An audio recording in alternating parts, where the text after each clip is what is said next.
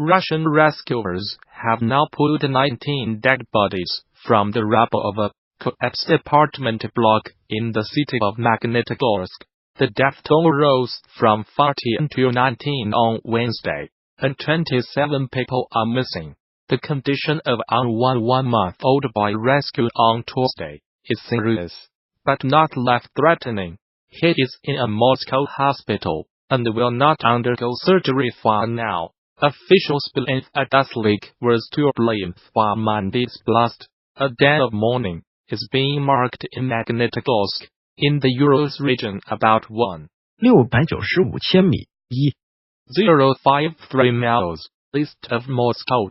The current temperature there is -15 C, and it plunges further overnight. The rescued baby, called Ivan, spent 35 hours in the freezing cold, and was reported to have severe frostbite to his limbs, a head injury, and multiple leg fractures. However, Health Minister Veronika Skvortsova told reporters on Wednesday that his head injury was minor and treatment had improved his blood circulation. His mother also survived the suspected bus explosion. 6 people have been rescued at the scene so far. The blast ripped through the first floor at 6 local time, 1:02 GMT, bringing 7 upper stories crashing down. In all, 48 flats home to 120 people were wrecked. There was also some damage to nearby sections of the housing block, built in 1973. Investigators have not found any traces of explosives at the scene, and the Fire State Security Service is treating it as a gas leak accident. However, a criminal investigation has been opened for suspected criminal negligence in an apparently unrelated incident. An explosion destroyed a minibus near the apartment block on Tuesday night, killing 3 people. Investigators say the vehicle was carrying 2 gas canisters. President Vladimir Putin spoke to officials at the scene on Monday, and later met survivors. He was found wrapped in a blanket, and in his cot. We made sure there was silence so we could hear if sounds were coming or not, rescuer Peter Gritsenko told Russian state TV channel Russia 24.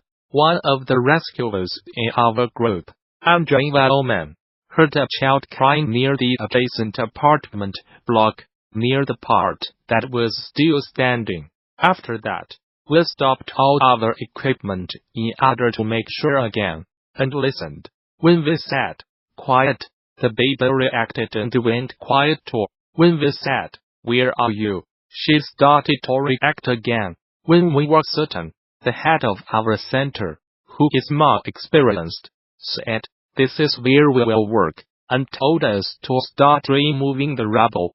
A poacher has been ordered to watch the Disney film Bambi repeatedly after he was convicted of illegally killing hundreds of deer. Missouri hunter David Barry, Jr., must view the film at least once a month during his year-long sentence. He was arrested in August along with 2 family members for killing the deer, taking their heads and leaving their bodies to rot. Prosecutors said it is reportedly one of the biggest poaching cases in Missouri history, on top of the jail sentence for the illegal deer hunting. Judge Robert George ordered Barry Jr. to view the Walt Disney movie Bambi, with the first viewing being on or before December 23, 2018, and at least one such viewing each month thereafter. During his spell in prison, the 1942 cartoon about woodland creatures shows a hunt to kill the mother of eponymous deer character Bambi. A months-long investigation, spanning several states, led to the arrest of Barry Jr., his father David Barry, Sr., and his brother Kyle Barry, according to a local newspaper, the Springfield News Leader. While the total number of deer taken illegally is unknown, Lawrence County's conservation agent Tandy Barnes said it could be several hundred. Barry Jr. received a year-long sentence in Lawrence County Prison after pleading guilty to illegally taking wildlife. He has also been sentenced to a 120-day term in Barton County Prison for a firearms probation violation, and both he and his father had their hunting privileges revoked for life by the Missouri Conservation Commission. The United States military says it has killed 62 fighters from the Islamist group Al-Shabaab in 6 airstrikes in Somalia. 4 airstrikes on Saturday killed 32 militants, and a further 2 on Sunday killed 28, it said in a statement. These were the deadliest air attacks in Somalia since November 2017, when the United States said it had killed 100 militants. Somalia has seen a sharp increase in the number of airstrikes and casualties since President Donald Trump took office in the United States in January 2017. A tally by the Bureau of Investigative Journalism reveals that at least 400 people have been killed in airstrikes since the beginning of 2017, far more than the previous 10 years combined. The latest strikes bring to at least 40 the number carried out in Somalia so far this year, compared with 35 recorded in 2017. The United States has a huge military base in neighboring Djibouti, from where it launches attacks on the militants. Mr. Trump gave the United States military greater authority in March 2017 to attack militants in Somalia.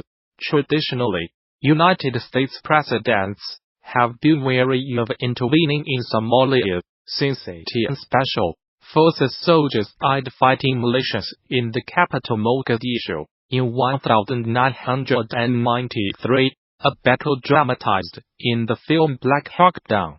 No civilians were killed in the latest airstrikes, which were carried out in coordination with the Somali government.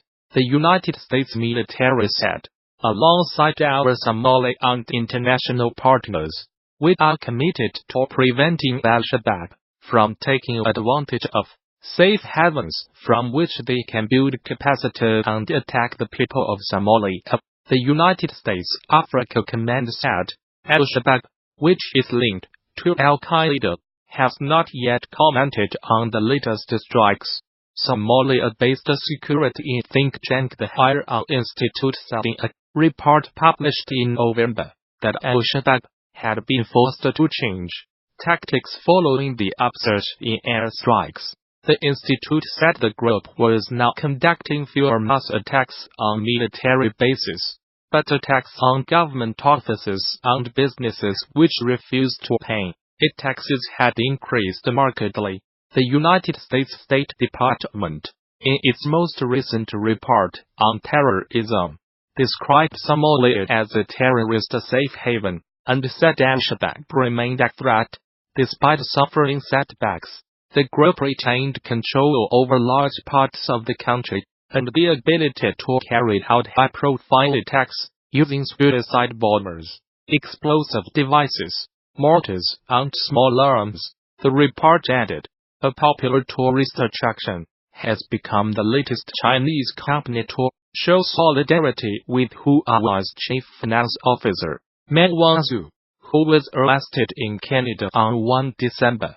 Shannon Mountain Scenic Park, in eastern Hainan province said it would waive the $9.65 ticket fee for anyone carrying a Huawei phone. Ms. Meng, who was given bail in Canada, faces extradition to the United States on charges of breaking Iran sanctions. Her case has upped tensions with China. Use Huawei phones. Shoot grand photos on the mountain. A notice on the Shannon Park's social media account said, we wish friends around the world who support Huawei's success and bliss. The offer would last until 29 December, the South China Morning Post reported. But it was met with some criticism among China's social media users, who claimed it was discriminatory. Huawei phone owners are being offered other enticements too. They can get a 20% discount at a border in Beijing. Seen in Beijing, bring a Huawei phone and get 20% off.